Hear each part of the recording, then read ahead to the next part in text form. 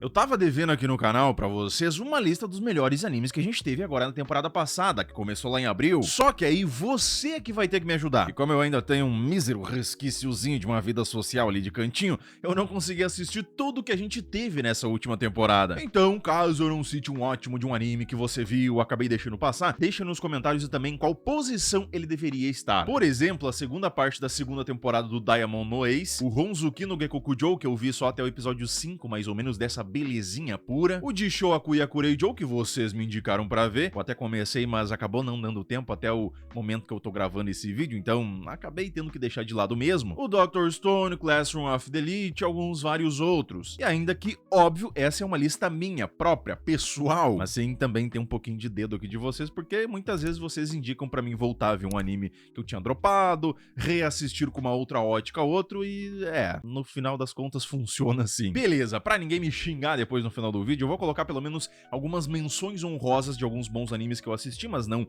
vão fazer parte inteiramente desse vídeo, como por exemplo Kamina Botão Romance Yuri, muito engraçado, com uma temática bem fofinha e piadas mais salientes, o Class de Nibanme, que foi outro romance legalzinho, assim como Ponkotsu, que esse me surpreendeu legal, não achei que eu ia acompanhar ele até o final, o Aishiteru Game, que da metade pro final ficou super interessante, o próprio de Shoaku Yakureijou, que como eu comentei antes, eu acabei não terminando, mas o pouco que eu tô vendo, olha, tô curtindo bastante, o Kaminoni Watsuki, que surpresa agradável, e não parecia nem um pouco que me prenderia tanto assim, Shunkashutou Daikoucha, ou Agents of the Four Seasons, que eu voltei pra ver por que vocês me obrigaram, e ok, até que o final realmente me conquistou, assim como o História.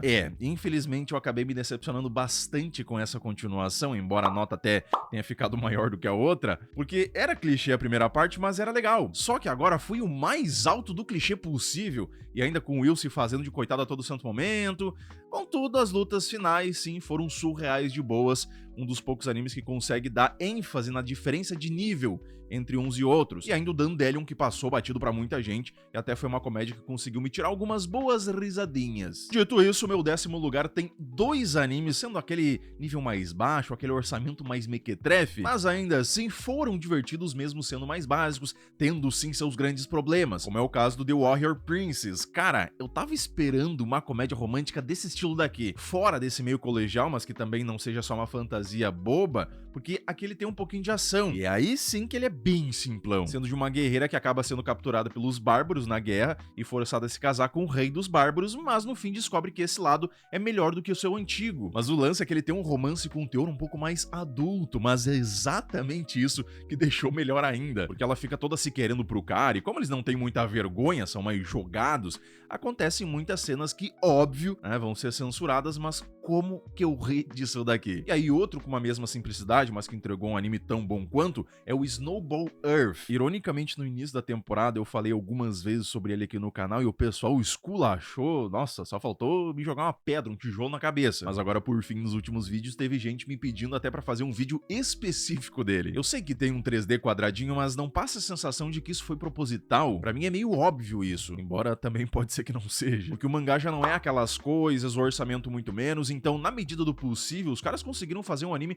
que tem uma premissa curiosa, já que é sobre o ataque dos kaijus e como quase dizimaram a Terra enquanto o herói dela e o seu robô estavam fora. Aí quando ele volta, tenta entender o que realmente aconteceu. Aí tem um mini mistériozinho que é bem pequenininho, mas ainda assim é um tanto quanto interessante. E a gente ainda tem a grata surpresa de ter poderes aqui. Eu gosto quando a história parece caminhar pra desenvolver humanos normais, mas daí, do nada, eles acabam recebendo poderes no meio desse caos. Isso deixa a história um pouquinho mais interessante. Até os bichos eu achei super legais, embora sejam sim um pouco quadradões. Os personagens e as caretas que eles ficam fazendo, isso daqui parece que até ficou melhor ainda nesse 3D mesclado com 2D. Agora imagina o seguinte, digamos que eu peço pra você fazer um bolo de R$100 com 2 recheios. Aí você faz e fica super bom, nossa, que coisa mais boa. Só que aí eu chego pra você e digo que eu não gostei porque eu queria com 5 recheios e igual um que custa R$600, entendeu? Não não faz sentido, né? No que o anime tava estipulado pra entregar, ele conseguiu entregar. Por isso que eu não consigo falar mal dele. Tem problemas, tem defeitos, mas foi muito bom no nível dele. E ainda naquela derrota, entre aspas, do vilão, mas no finalzinho, tem a entrega de um aprendizado, aquele dilema que os animes mais antigos sempre traziam no final, e hoje em dia eu até que sinto um pouco de falta disso. Na sequência, vem a maior surpresa disparada dessa temporada,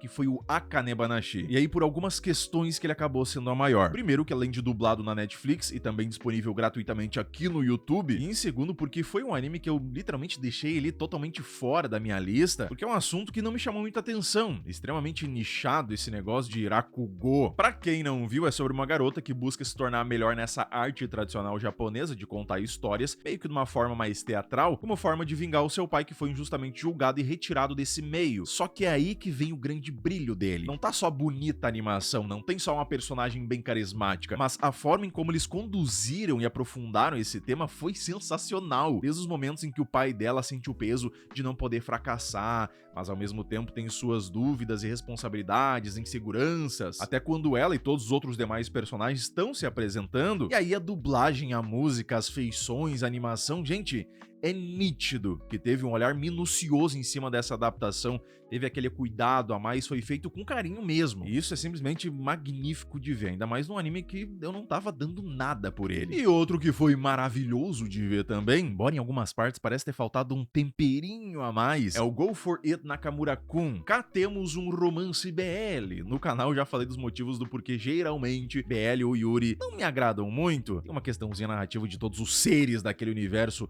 acabarem sempre se voltando pro BL ou só pro Yuri. Eu acho um tanto quanto, sei lá, estranho isso, porque em nenhum outro anime acontece isso. Mas aqui, eu nem sei se isso acontece, porque eu acabei nem me ligando nisso. Não, na realidade, não, porque tem muita história por trás. Sendo um garoto que é apaixonado pelo colega dele e tenta de todas as formas fazer uma amizade ou até chegar nele, mas toda vez falha miseravelmente, porque ele imagina uma coisa, fala outra, pensa em agir de tal forma e vira um momento pra lá de bizarro. E quando eu achei que essas cenas, esse tipo de comédia, de humor, de romance ia ficar só se repetindo, entra, por exemplo, uma colega dele que entende que ele gosta dela, mas não tinha nada a ver, é só porque ela desenha muito bem os mangás BLs e tinha desenhado o guri que ele gosta. E aos poucos, bem de leve, eles vão se achegando, tendo alguns momentos que parece que eles vão falar ou entregar alguma coisa, mas foi quase, faltou aquele passinho a mais. E é esse temperinho que pra mim faltou um pouquinho mais, mas também na continuação, na segunda temporada, muito provavelmente que isso vai se intensificar cada vez mais. Fora isso, por favor, assista esse anime aqui com dublagem em português BR, porque tá sensacional. Lembra muito aquela mais raiz, não no mesmo nível, mas uma pegada semelhante ao Yu Yu Hakusho e companhia, com aquelas piadinhas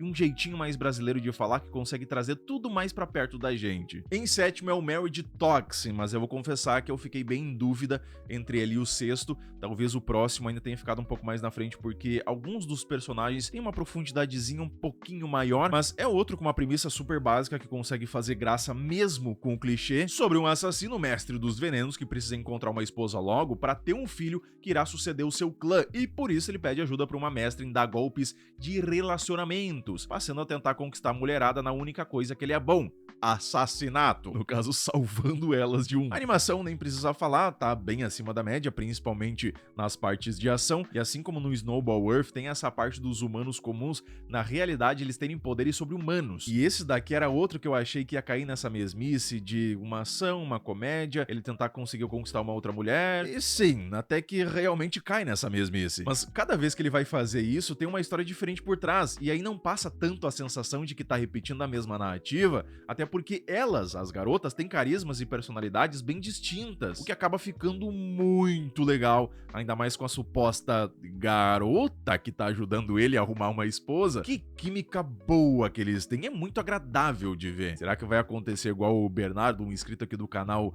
mencionou num comentário, que no finalzinho o plot é ela revelar que ela é de fato ela e ser a mestre da hipnose? Sim, eu sei que tem partes no anime que quebram esse argumento, mas seria interessante, né? Em sexto sexto lugar, ironicamente do mesmo estúdio do Marriage Toxin, Pony está de parabéns, ó, conseguiu adaptar 2 bons animes. E esse que pra muitos foi uma certa decepção é o Yomi no Tsugai, dos gêmeos que nasceram numa vila isolada e antiga até descobrirem, no caso ele acaba descobrindo, que existe um mundo sobrenatural de poderes e ainda um outro mais avançado com tecnologias modernas. Decepção talvez por ser da mesma altura do Fullmetal, ter falhas iniciais que só vão ser explicadas lá na metade pro final, ou por ter uma premissa que não é uma grande novidade pra gente, pode ser por tudo isso. Mas aqui eu fico mais pelos detalhes, e que ótimo que ele não é igual ao Fullmetal, porque senão só teria a cara de cópia barata e mal feita. As falhas só fazem ele não ficar mais no alto dessa lista, mas não estragam a obra inteira, como o fato do Yoru não dar a mínima pra todo esse caos que rolou na vila dele e não buscar respostas de uma forma um pouco mais humana. Isso se dá porque ele é mais racional, que vai ser explicado lá da metade pro final do anime, quando ele diz já ter desconfiado da galera da vila quando assassinos tentavam levar ele pro soninho eterno. A narrativa que não tem nada de tão novo assim, mas tem personagens super carismáticos a extremamente carismáticos. Fora que o Yoru, ele é autossuficiente, isso daqui é uma outra maravilha, consegue pensar por conta própria, não vai deixar o anime travar em besteira desnecessária, embora também não é como se o anime só funcionasse por conta dele. E ainda por aqueles detalhes menores que complementam bem, como os Tsugais de geral, de todo mundo ali, sempre estão fazendo alguma coisa de fundo. Pode perceber isso, oferecendo um chá, viajando na frente do ar-condicionado, alguma coisa eles estão fazendo, brigando, andando, alguma coisinha eles vão estar fazendo. Isso pode parecer bobo, mas dá mais vida pro que tá acontecendo. Na metadinha da lista é a 4ª temporada do Tensei Shitara Slime, que eu comecei não curtindo muito, quão pacato tava a questão das masmorras, que era algo que eu tava esperando bastante aparecer, e aí foi aquela leve decepçãozinha bem de cantinho mesmo. Mas depois voltou pra velha e boa base do Rimuru e entrar no meio de alguma conspiração, e ele por conta quase própria, porque ainda tem aquela ajudinha ali, né? A gente sabe bem quem que faz as coisas acontecerem aqui, de desmantelar e sair por cima com mais poderes. Nesse caso, são poderes políticos. Tem algumas partes que sim, foram melhores que as outras,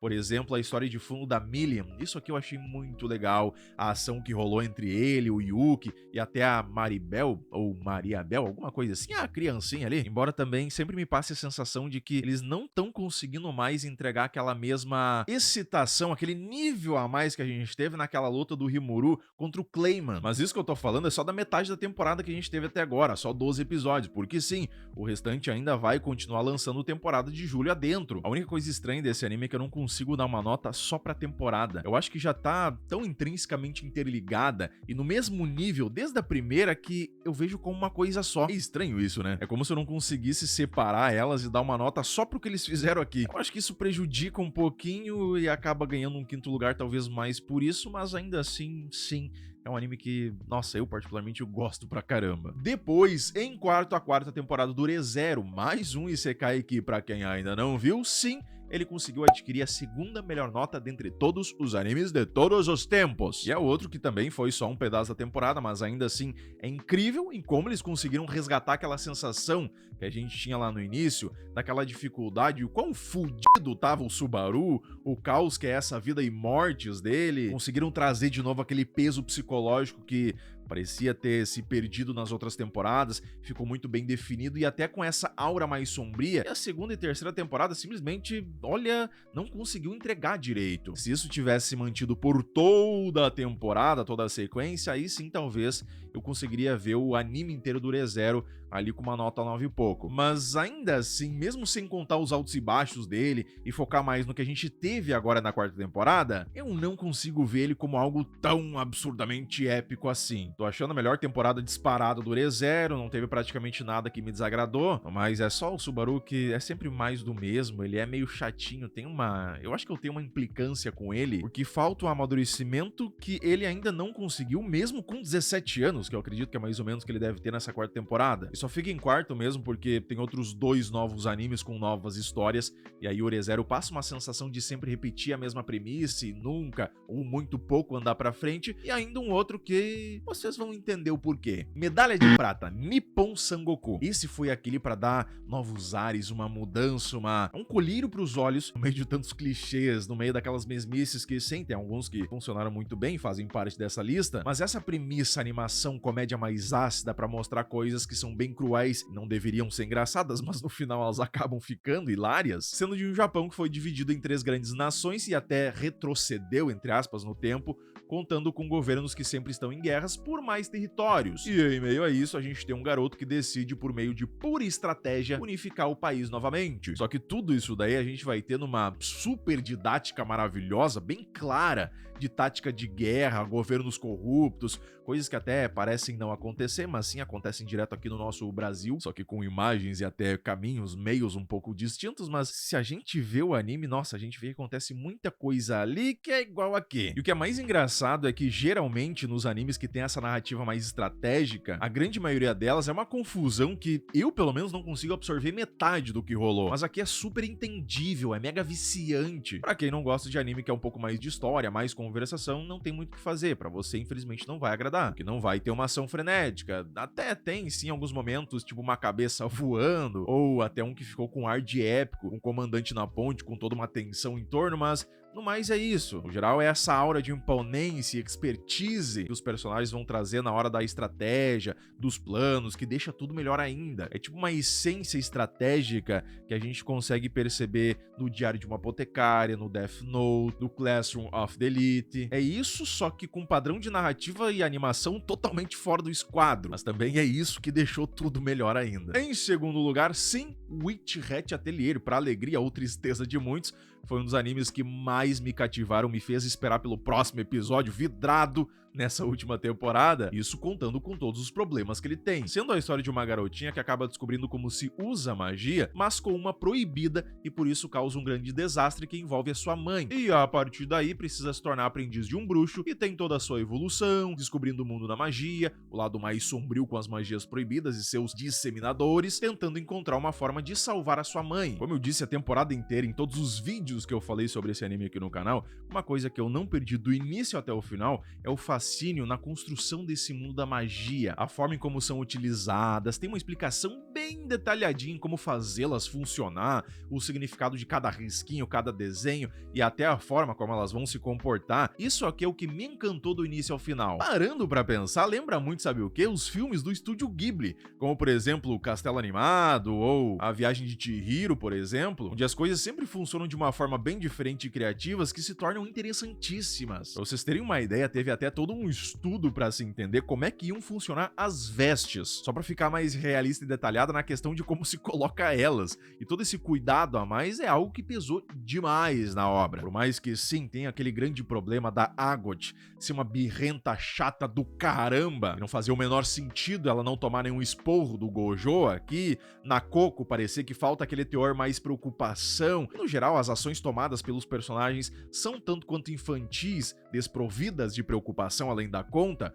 Falta aquele toquezinho um pouco mais adulto mesmo na obra, ainda mais porque a gente tá falando de magia, tem magias proibidas, elas causam um caos tremendo, então deveria ter esse lado um pouquinho mais adulto, mas também não é algo que quebrou totalmente o ritmo da obra pra mim. E em primeiro lugar, possivelmente porque eu sou apaixonado por Dark Fantasies, esse daqui já era o melhor pra mim, mas nessa segunda temporada ficou absurdo. E lógico que é a majestosa obra de arte do Dorohedoro, que até já confirmou uma terceira temporada e possivelmente especula-se uma data de estreia pra 2028. Meio sacanagem, mas tudo bem, se manter a qualidade tá bom. E o que começou com um bom anime lá na primeira parte, tinha esse mistério de entender quem foi que deixou o Caimã com essa cabeça de lagarto, resistente à magia. Ainda assim, era um mistério um pouco mais leve, a gente não dava tanta importância assim pra isso. A parte mais interessante era esse gore, as lutas, a forma bizarra em que esse mundo funciona, e aí quanto mais maluquice e absurdos, mais sentido parece fazer, o que é bem contraditório. E até no finalzinho ali tem outro mistériozinho interessante, que é